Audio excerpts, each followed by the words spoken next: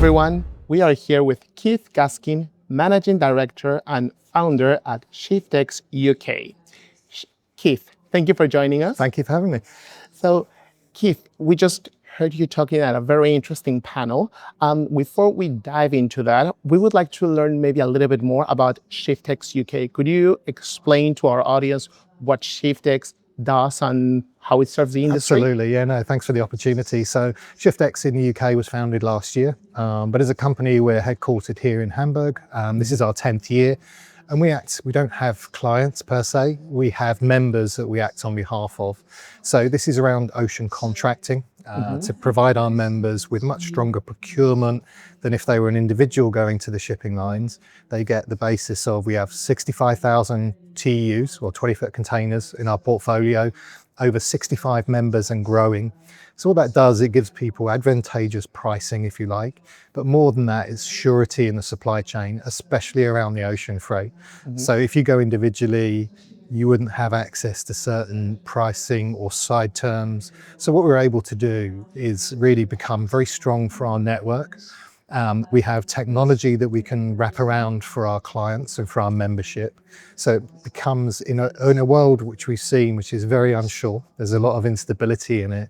For CEOs, CFOs, this gives them a more strategic outline. So we operate annual pricing. We don't have spot pricing. All of our members have access to 12 months contracting, advantageous side terms like detention and demurrage.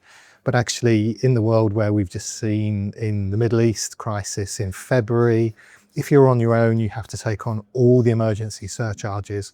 Our members were able to pool of all of our volumes together and actually get beneficial terms. So whereas some people have had huge increases, our membership has been able to negate that or at least mitigate a lot of it. So very excited to bring this product into the UK. And prior to this, I was a founder and owner in a company called Seco Logistics. So I've lived, breathed ocean freight for many years.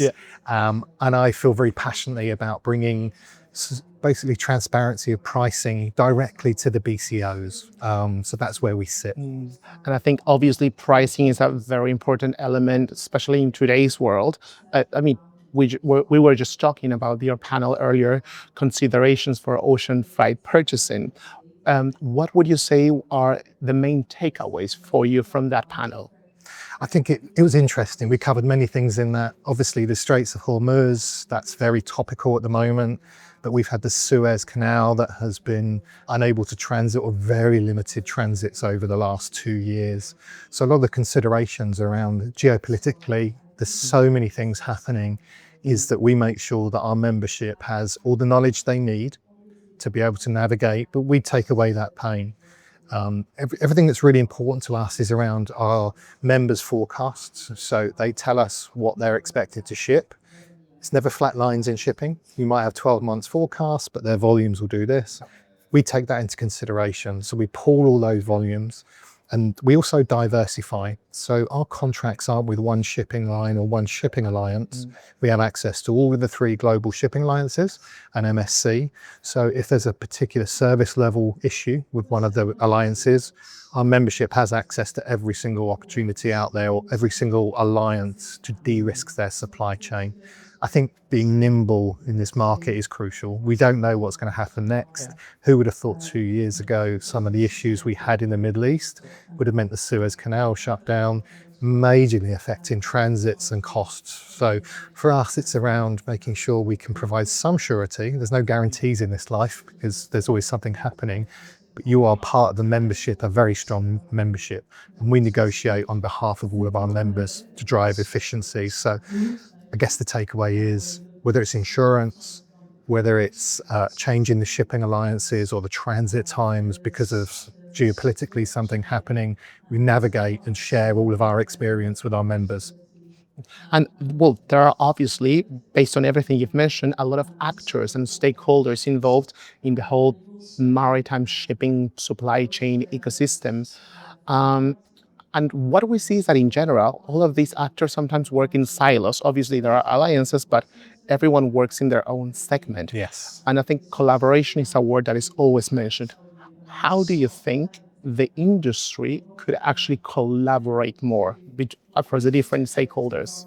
It's a really good question. And actually, COVID I found quite refreshing because, as you say, everyone was working in silos prior to COVID. I think everyone realized they needed to get their stock from A to B.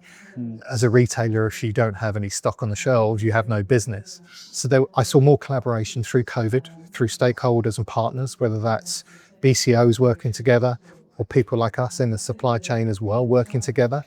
That's been good, but I still think knowledge sharing is very important. We make sure with our members, we have town hall meetings because whatever's happening in there, it's really important that people understand not just what the challenge is, but how we're navigating it for us. I think with the big issue we have on ocean freight at the moment is the ports. Whether that be in some places in Europe with congestion, that's driving a lot of the issues and schedule unreliability. Yeah. I think some discussions around that could be beneficial in terms of how do we improve efficiencies at the port to make sure that the shipping lines' schedules are more on time. So, clients and importers' goods arrive on a more robust shipping schedule. I think knowledge sharing is the biggest thing that we can do as an industry, not just with each other as parts and cogs of the supply chain, but also promoting discussions between the importers and the shippers, what they need, what does change look like and what benefit can that bring to them. Exactly, knowledge sharing. And evidently, if that's how we could collaborate, we could say that that is not happening, or maybe not happening as much as we would like. What do you think that are the barriers that may slow this sharing of knowledge and collaboration? I think the event you've done here has been fantastic. Really enjoyed it to be able to collaborate. Opportunities like this for people to work together, as you're saying, not in silos, sharing the challenges, because these challenges aren't just to individuals. We're all suffering, whether it's a long transit, if you're coming in from Asia, the unfortunate situations happening in the Middle East, that the vessels can't stop at certain ports in the Middle East. These are all challenges we face. So I think events like you have here, it's really good where you get different stakeholders collaborating. We do a lot of work on roundtables where we get our BCOs together. We understand their challenges, and then we can take that to the market to help negate those. I think general knowledge sharing is really important, and events like this great, what you've done here, it enables people to understand it and get out to the market what's happening. Great. Well, thank you so much, Keith, for your answers. This has been very enlightening. And if you're listening, everyone in the industry, collaboration is key. Absolutely. Thank you so much. Thank you very much. Good.